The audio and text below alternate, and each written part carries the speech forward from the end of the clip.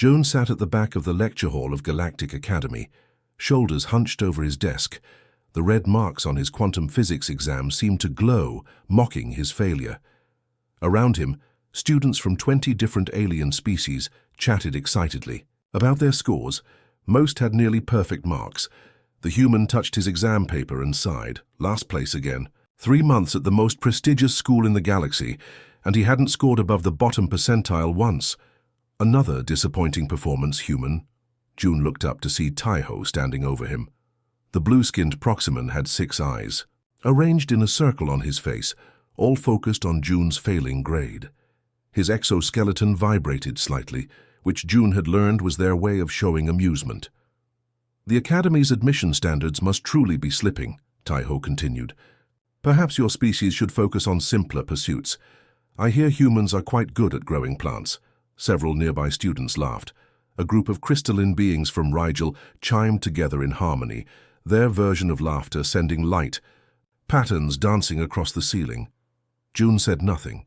He had been selected as the first human to attend the Academy through a galaxy-wide competition. Earth had only joined the Galactic Alliance 10 years ago, and humans were still proving themselves worthy of membership. Professor Nari floated to the front of the room. The Centaurian educator had silvery skin that rippled like water when she moved. Her most striking feature was her eyes, which changed color with her emotions, currently a deep blue of scholarly focus.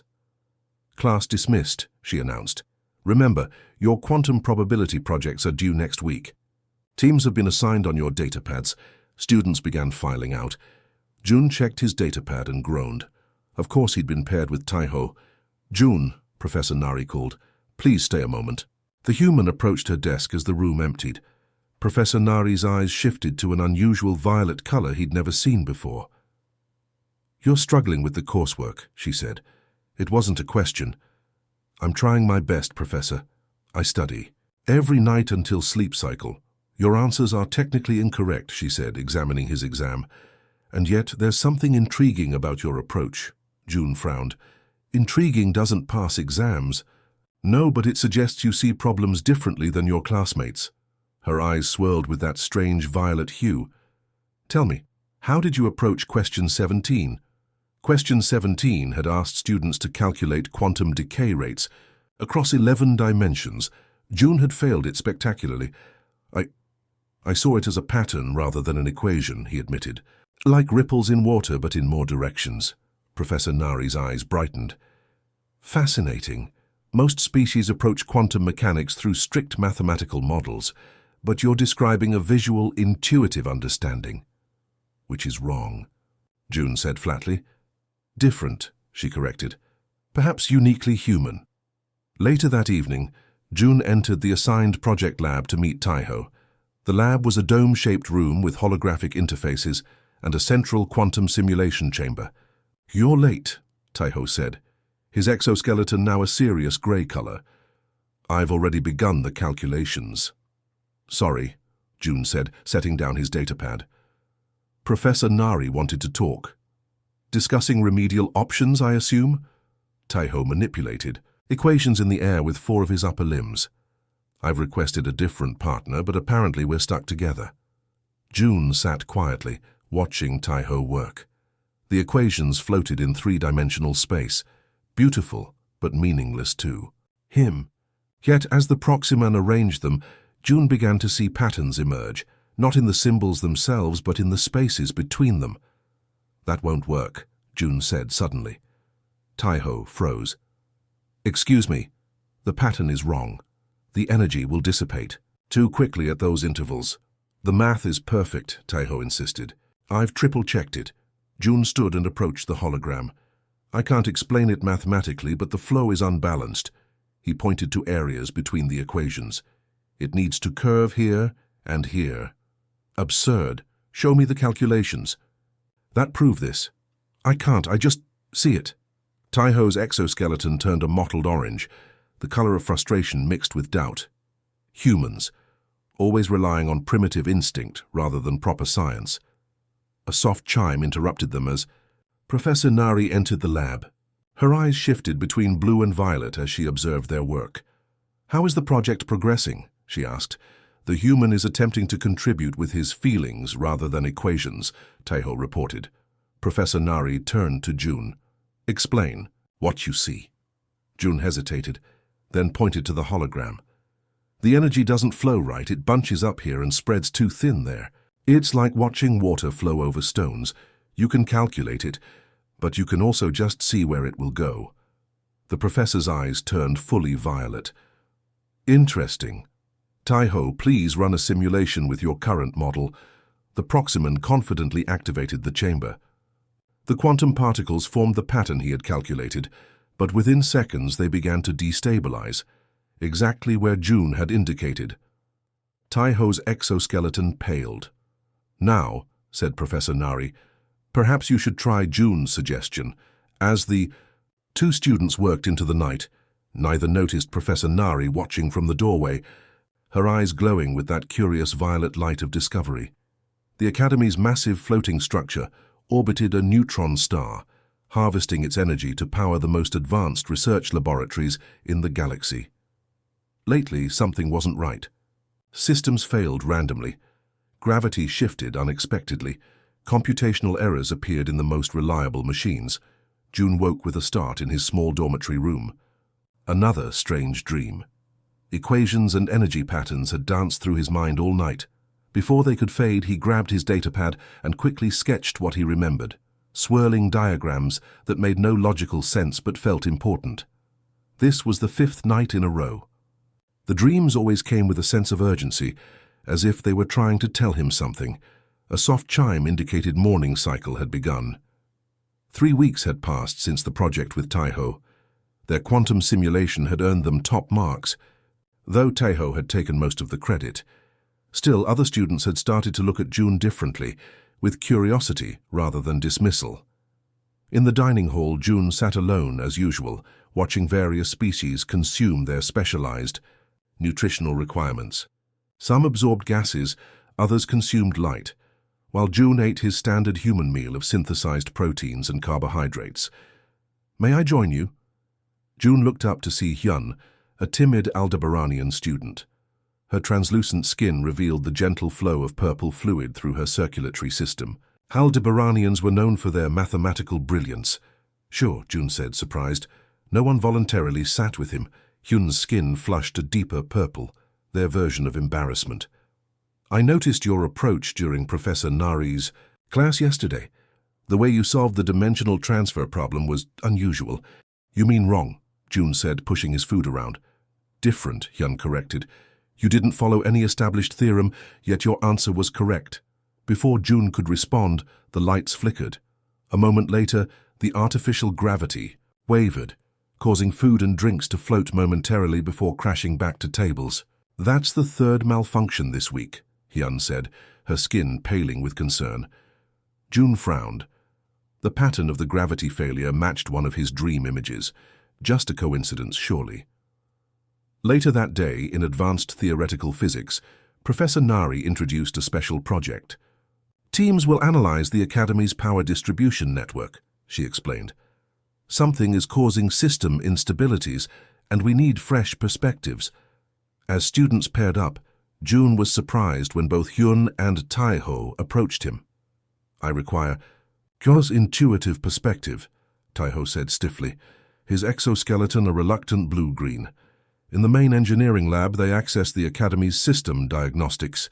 Holographic displays showed energy flowing through the station's complex network. Other student teams worked methodically, applying standard analytical methods. Taiho began creating a mathematical model, while Hyun identified irregularities in the power fluctuations. June stared at the hologram, not seeing the numbers, but the patterns they formed.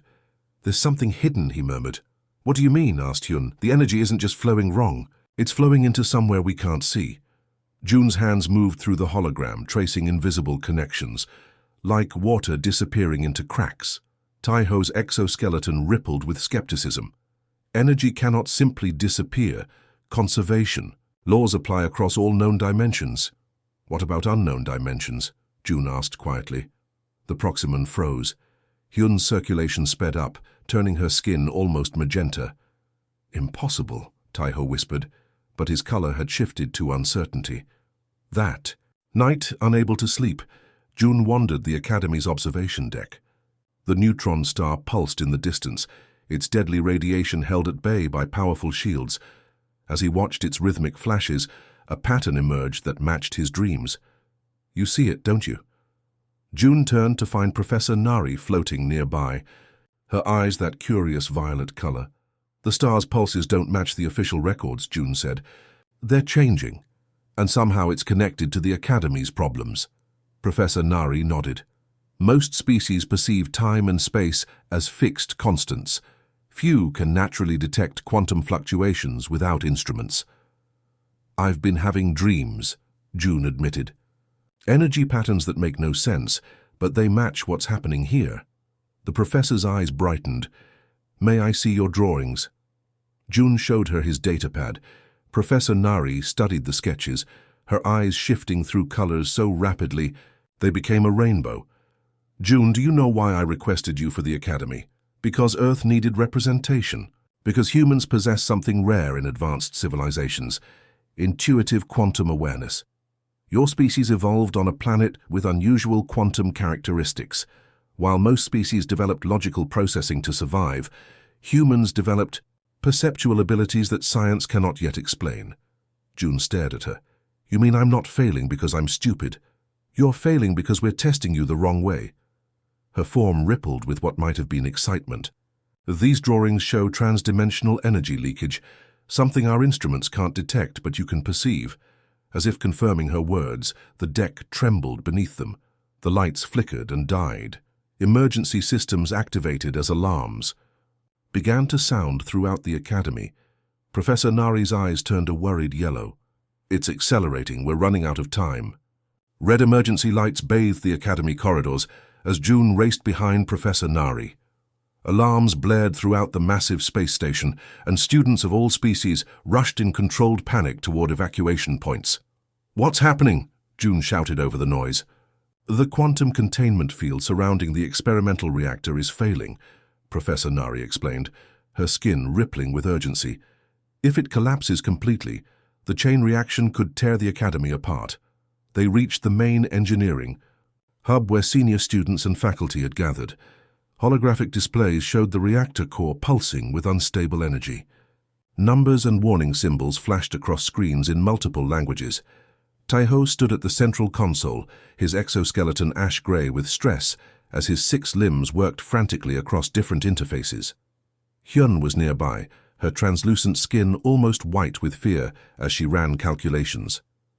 "The differential equations won't stabilize," Taiho shouted when he saw them. "The energy patterns make no mathematical sense." Professor Nari joined the senior engineers. "How long until critical failure?" 20 minutes at most," responded the chief engineer, a silicon-based life form whose rocky exterior concealed one of the finest minds in the galaxy. "We've begun evacuation procedures, but we may not get everyone off in time." June stood frozen, watching the holographic display of the reactor's energy signature. The swirling patterns matched his dreams exactly, waves and nodes of probability intersecting across dimensions. But now he could see something the others couldn't: a rhythm, a pulse that connected everything. "Let me see it from all angles," he said quietly. A senior engineer glared at him. "This is no time for human curiosity. Get to your evacuation point." "Wait," Professor Nari intervened, her eyes glowing violet. "Show him." Reluctantly, the engineer expanded the hologram to show the reactor core from multiple perspectives. June walked around it slowly, studying the energy flows from every angle. The patterns became clearer. Energy wasn't just destabilizing, it was being pulled somewhere. "It's draining into another dimension," June said, certainty filling his voice. "The neutron star's pulses have created a micro-tear in space-time, and the reactor energy is being siphoned through it." "That's theoretically impossible," said the chief engineer. "But it matches the sensor anomalies we've been experiencing," Professor Nari pointed out. "I can fix this," June said, moving toward the control interface. "Stop him," someone shouted. "The human will kill us all." 2 security officers moved to intercept him, but Professor Nari blocked their path. "Let him try. We have nothing to lose." Tai-Ho's 6 eyes blinked in sequence, a sign of extreme stress. "What are you going to do?" "The tier follows a pattern," June explained, his hands hovering over the interface. "If we match the energy output to its inverse rhythm, we can seal it." "That contradicts fundamental laws of quantum mechanics," protested the chief engineer. "Your laws are incomplete," June replied simply. With unexpected authority, Professor Nari ordered, "Clear the console. Give him access." The room fell silent, except for the blaring alarms as June took control. His fingers flew across the interface, implementing solutions that contradicted standard physics. He wasn't following equations or formulas. He was following the patterns he saw, the rhythms that flowed through his mind. 14 minutes to critical failure, announced the station's artificial intelligence. Hyun moved beside him, her skin shifting between colors. "What can I do?" "Calculate the neutron star's pulse sequence for the next 10 minutes and feed it to my station," June said, without looking up. To everyone's surprise, Tai-Ho joined them. "I will monitor the dimensional stability readings," he said, his exoskeleton shifting to a determined blue. The 3 students worked in unexpected harmony, June directing energy flows based on his intuitive understanding, Hyun providing precise calculations of external factors, and Tai-Ho translating between June's intuitive commands and the Academy's complex systems. 8 minutes to critical failure, the AI updated. The containment field fluctuated wildly. For a moment it seemed to weaken further, and gasps echoed through the room. "Trust the pattern," June whispered, more to himself than anyone else. He made a final adjustment, reversing the energy flow in a way that defied conventional understanding. The holographic display pulsed brightly, then settled into a steady rhythm that perfectly countered the neutron star's influence. "Containment field stabilizing," the AI announced, dimensional tear reducing in size. The assembled engineers and students watched in disbelief as the crisis indicators turned from red to yellow to green. The tear was sealing itself as the reactor energy pushed back against the interdimensional pull. "How did you know?" the chief engineer asked, his rocky features arranged in what might have been shock. June looked at the stabilizing reactor core, the patterns now flowing in harmonious balance. "I didn't know, I felt it." Professor Nari's eyes glowed brighter than June had ever seen. "What we've witnessed today changes everything we understand about quantum physics and about humans." Tai-Ho's exoskeleton had turned a color June hadn't seen before, a deep, respectful purple. "I do not understand how you think," he admitted, "but I am grateful that you do." The alarms fell silent as the Academy slowly returned to normal operation. But nothing would ever be truly normal again. 1 week after the reactor crisis, June found himself in an unfamiliar part of the Academy. The Science Council chambers were normally off-limits to students, but today, the huge circular room was filled with Academy leadership, senior researchers, and representatives from various galactic governments. June sat nervously at a small table facing the council members. Professor Nari floated beside him, her silvery skin calm and her eyes a reassuring blue. At another table sat 3 other humans who had arrived yesterday by emergency transport, scientists from Earth he had never met. The head of the Science Council, an ancient being from Deneb, whose body was mostly crystalline brain matter housed in a hovering support unit, called the session to order. "We are here to discuss the implications of recent events and the research of Professor Nari regarding human cognitive abilities," the council head announced. "Professor, please present your findings." Professor Nari moved to the center of the chamber. A holographic display activated around her, showing brain scans and energy patterns. "For 30 years I have studied cognitive differences between species," she began. "Most advanced civilizations evolved similar neurological structures, logical sequential processing that excels at mathematics and direct problem solving. Images of various alien brain structures appeared, all showing similar activity patterns despite their different physical forms. Humans, however, developed differently. The display shifted to show a human brain. Earth's unusually high background. Quantum fluctuations created evolutionary pressure for a different kind of intelligence. The human scientists nodded in agreement, but looked surprised at her data. While most species perceive reality as fixed and predictable, humans evolved an innate sensitivity to quantum indeterminacy. They don't just calculate probability, they feel it. June shifted uncomfortably as the council members turned to study him. What the student June demonstrated was not mathematical genius, but something we've completely overlooked: intuitive quantum cognition. His mind perceives relationships our instruments cannot detect. The Danubian council head's crystals pulsed with light. Are you suggesting humans can naturally sense quantum states without technology? Precisely. But our educational system has been measuring intelligence solely through logical progression. We've been testing humans on their weakest abilities, while completely missing their strongest ones. One of the human scientists stood up. This explains anomalies we've observed in human cognition for centuries: intuitive leaps, creative problem-solving that bypasses logical steps, even certain psychic phenomena. The chamber filled with murmurs as various species discussed the implications. June noticed Taiho and Hyun sitting in the student observation area, watching with intense interest. "Can you demonstrate this ability?" asked a council member from Rigel.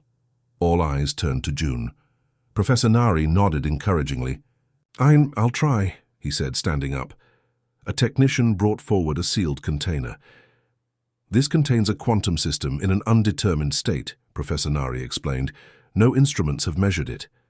June placed his hands near the container, not touching it but feeling the subtle energies within. He closed his eyes, letting the patterns form in his mind. It's spinning in 3 directions simultaneously. The primary orientation shifts every few seconds, following a Fibonacci sequence. The technician checked the readings. "He's correct. How is this possible without instruments?" Professor Nari's eyes glowed violet with excitement. "Because humans don't just process quantum information, they resonate with it." Tests continued for hours.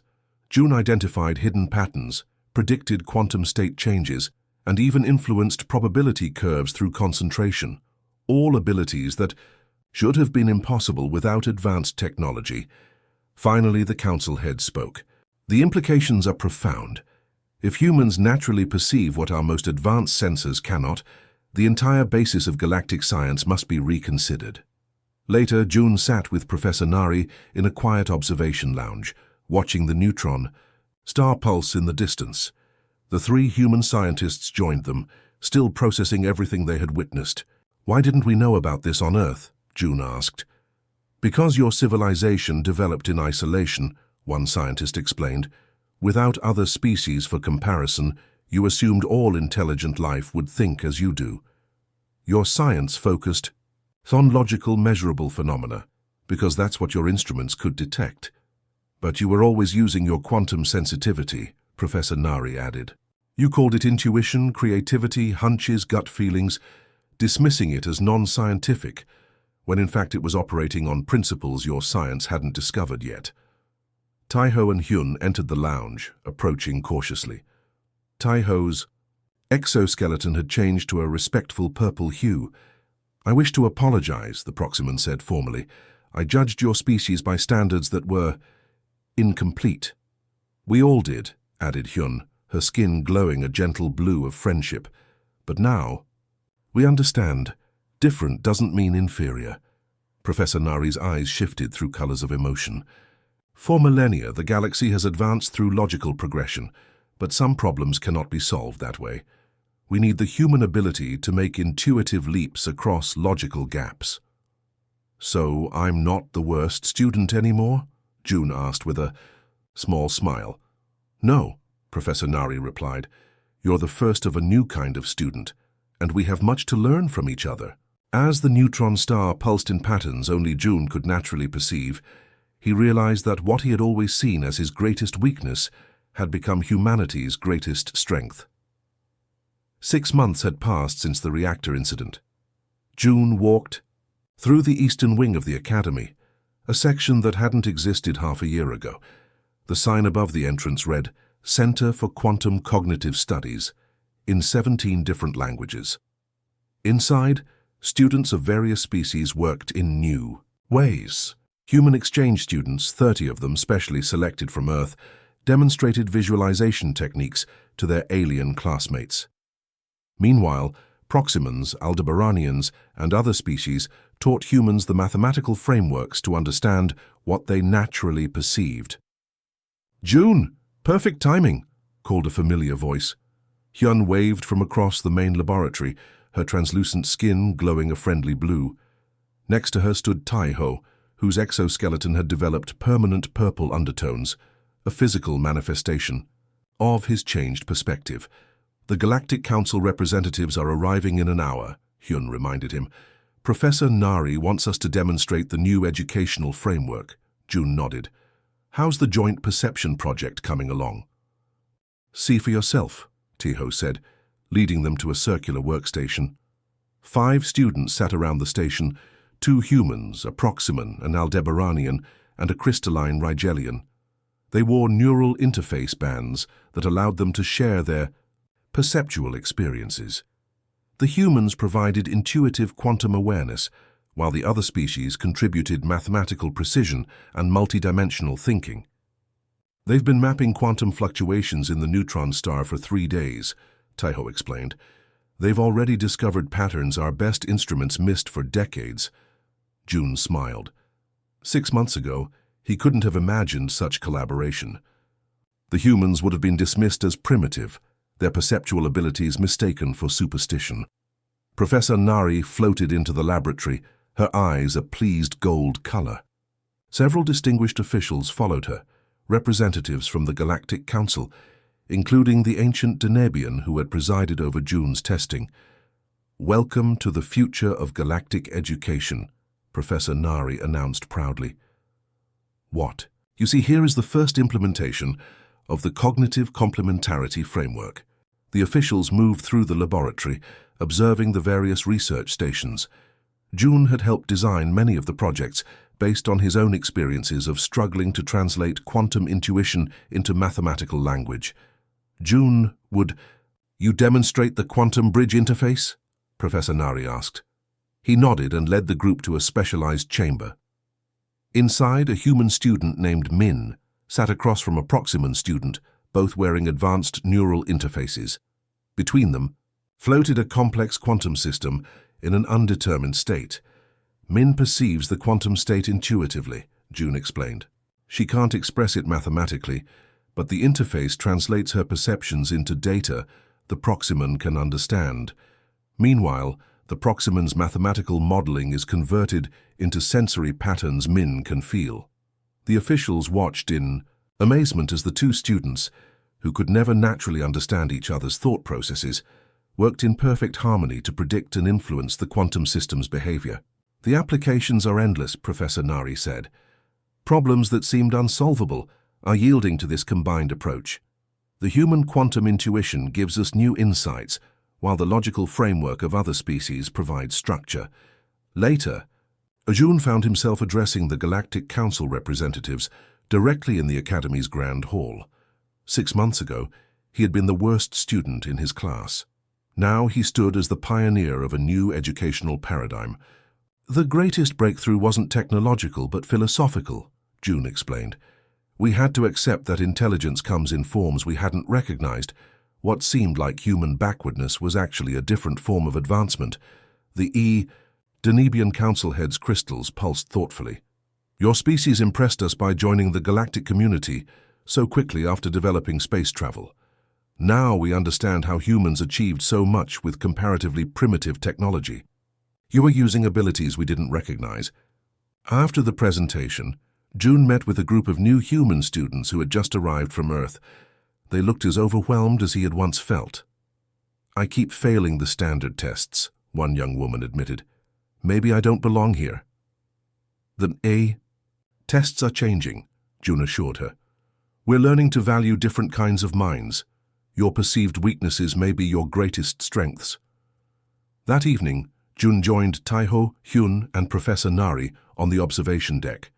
The neutron star pulsed in the distance, but now specialized sensors, designed based on human perceptual patterns, detected more of its quantum behavior than ever before. The Galactic Council has approved the new educational framework for All member worlds, Professor Nari announced, her eyes shifting through happy colors. Every species will be evaluated according to their cognitive strengths, not against a single standard. I never imagined I would learn from humans, Taiho said, his exoskeleton glowing with genuine respect. Yet here I am, seeing reality through new eyes because of you. June looked out at the stars, thinking of how far he had come. He had arrived feeling inferior, believing his human mind was primitive compared to the logical brilliance of other species. Now he understood that humanity's greatest gift to the galaxy wasn't technology or resources, but a fundamentally different way of perceiving reality. We're stronger together than apart, June said simply. Different minds solving the same problems. As the four of them watched the neutron star pulse in its complex rhythm, June realized that what had begun as his personal journey had transformed the very foundation of knowledge across the galaxy. The worst student had indeed revealed his true power and changed everything.